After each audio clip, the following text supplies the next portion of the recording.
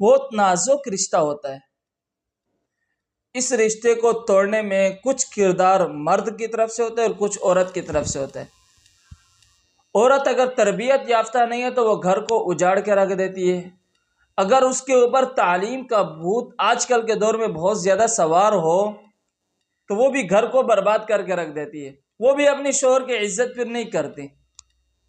مرد کی طرف سے کیا کمزوری ہوتی ہے؟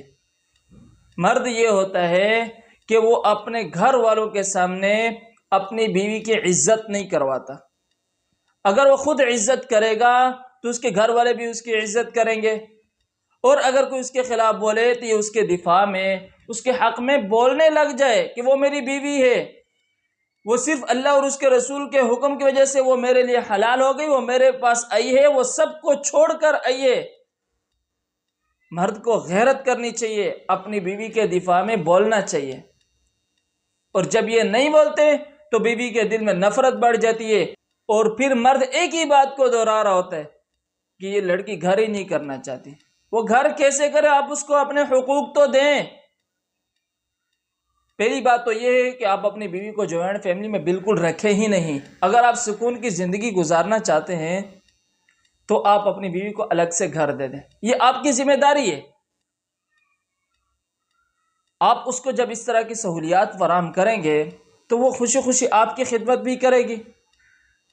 اور اگر لڑکی کے اوپر تعلیم کا بہت زیادہ سوار ہو کہ ہر وقت پڑھانے کی، ہر وقت پڑھنے کی، اس چیز کی فکر لگی رہتی ہے اس کو، اور گھر کی بالکل فکر نہ ہو، شوہر کی بالکل پرواہ نہ کرے، تو وہ گھر بھی جلدی اجڑ جاتا ہے. یہ نوجوانوں کے لیے میرا خاص پیغام ہے، اگر آپ بے قصور ہیں اور آپ کی بیوی آپ کو ستا رہی ہے، میکے جا کے 6 مہینے بیٹھ جاتی ہے، آپ اپنی زندگی کو ایسے خراب نہ کریں. چند دن کی زندگی اللہ تعالیٰ نے دی ہے، اس کو آپ مزے سے گزاریں. آپ دوسری شادی کریں. آپ اللہ تعالیٰ نے آپ کو اجازت دی ہے، فَانكِحُوا مَا طَابَ لَكُم مِّنَ النِّسَاءِ مَثْنَىٰ وَثُلَاثَ وَرُبَاعَ، 2 3 4 شادیاں تک آپ کر سکتے ہیں. ایک ہی بیوی چھوڑ کے چلی جاتی ہے، گھر میں جا کے وہ بیٹھ جاتی ہے، ماں باپ کے 6 مہینے، 1 سال، ناجائز مطالبات ان کے ختم نہیں ہوتے. آپ کیوں ایسے اپنی زندگی کو خراب کر رہے ہیں؟ آپ فوراً دوسری شادی کریں. وہ بھی آ گئی تو آپ اس کو بھی رکھ لیں، اور آپ دوسری شادی کریں، اپنی زندگی کو سکون سے گزاریں.